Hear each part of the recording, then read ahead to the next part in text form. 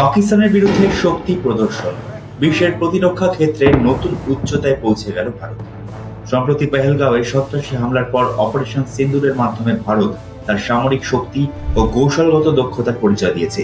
এই অভিযানে দেশের এয়ার ডিফেন্স সিস্টেম, সুদর্শন চক্র, ভারুকাস্ত্রের মতো দেশীয় প্রযুক্তি দেখেছে গোটা বিশ্ব। এবার দেশের ডিফেন্স সেক্টরে আরো 50,000 কোটি টাকা বাজেট ধার্য করতে চলেছে কেন্দ্র। এই সাফল্য শুধু দেশের সেনাবাহিনীর বীরত্বের প্রমাণ নয়, বরং আত্মনির্ভরতার প্রতি প্রতিশ্রুতির প্রতিফলন। প্রধানমন্ত্রী নরেন্দ্র মোদী ও প্রতিরক্ষা মন্ত্রী রাজনাথ সিং বারবার বলেছেন যে দেশের নিরাপত্তা অন্যের হাতে ছেড়ে দেওয়া যায় না। এবার দেশের প্রতিরক্ষা ক্ষেত্রে বাজেট বেড়ে দাঁড়ালো 7 লক্ষ কোটি টাকারও বেশি, যা দেশীয় গবেষণা ও অস্ত্র তৈরিতে বিনিয়োগ করা হবে। এই বাজেট বৃদ্ধি দেশের সেনাবাহিনীকে আরো শক্তিশালী করবে। ভার্গবাস্ত্রের মতো প্রযুক্তি, এয়ার ডিফেন্স সিস্টেম, যা দেশের শত্রুদের সীমান্তবর্তী এলাকায় মোকাবিলা করতে সক্ষম। সন্ত্রাসী হামলার জবাব দিয়েছে ভারত এবার পাকিস্তানের বিরুদ্ধে নাকি ব্রহ্মস্ত্র ব্যবহার করেছে, যদিও তা নিয়ে কিছু জানায়নি কেন্দ্র।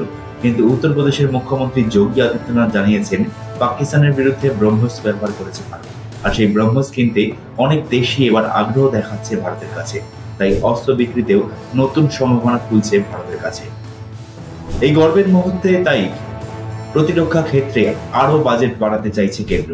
অটল বিহারী বাজপেয়ী ও আব্দুল কালামের যে স্বপ্ন ছিল প্রতিরক্ষা গবেষণা ও প্রযুক্তিতে উদ্ভাবনে, নতুনভাবে সেই স্বপ্ন নতুন করে পূরণ করতে চাইছে ভারত।